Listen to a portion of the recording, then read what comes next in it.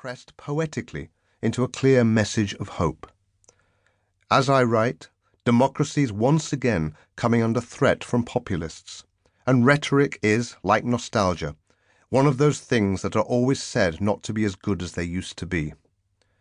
The threat to democracy is linked to the attack on rhetoric. If we want to attend to the good health of our democracy, and we really must, then we need to attend to the integrity of the way we speak about politics. The sophisticated speechwriter. For many years, it was my job to write the words that carried public arguments. As the chief speechwriter to Prime Minister Tony Blair, I tried to draft words that did justice to the hopes and passions of politics, while at the same time respecting the limitations involved. It was a fascinating and privileged vantage point on the politics of Britain and its chief allies. If Blair's speeches feature prominently in the chapters that follow, it is because of that personal insight, rather than necessarily a claim that the words bear comparison with the finest rhetoric in history. During my time as Blair's speechwriter, I regularly fielded the accusation that rhetoric had declined, and that the duplicity of crafted words was contributing to the low repute of politics. These are dangerous illusions that need to be countered. Rhetoric is not crafted deception, and it is not worse than it was. There is a serious prospect that in our time we are losing faith in politics. The words of politicians float by, practiced and polished, but profligate. The respect, veneration, and hope first expressed by Pericles has gone missing. It is the grand purpose of this book to help call it back. The accusation that rhetoric is simply duplicity has a long pedigree, and speechwriters have always come in for opprobrium as purveyors of fine falsehoods. In the 6th and 5th centuries BC, Greece was making the transition from aristocracy to democracy. Social class was no longer enough to support a political career, as every free male citizen enjoyed the right to speak in the assembly. This created a novel demand for tuition in the art of rhetoric.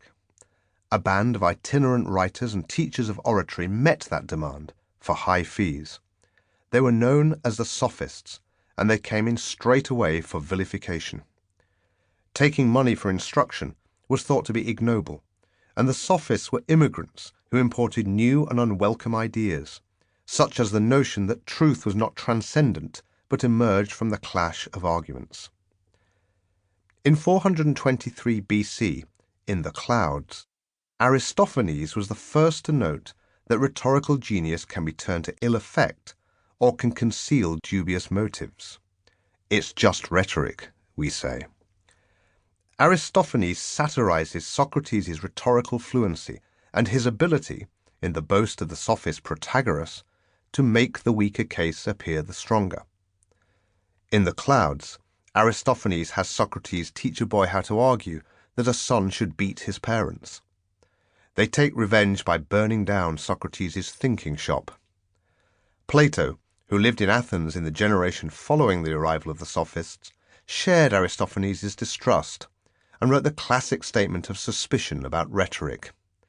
In his dialogue Gorgias, he condemned rhetoric as a knack of flattering with words, which led not to truth, but to mere persuasion. Plato regarded rhetoric as a low art form of no great import, like cookery, in particular pastry cookery. The writer might be an enchanter, thought Plato, but his work touched the surface alone and never penetrated to the deeper truths. Plato's villain, the superficial malignant, was the sophish speechwriter, rather than the speaker himself. Tacitus echoed the complaint at the beginning of the 2nd century AD. When the Emperor Nero gave a speech praising his predecessor Claudius, Tacitus criticized Nero for reading words written by his tutor Seneca. It is often said that political leaders will be more authentic if they wrote their own material. Many of them, in fact, have. Cicero was a student and a theorist of oratory as well as a practitioner. Benjamin Franklin, Thomas Jefferson, and Abraham Lincoln all composed their own words. Franklin D. Roosevelt wrote his famous inaugural address of March 1933. Winston Churchill never stopped reading and writing his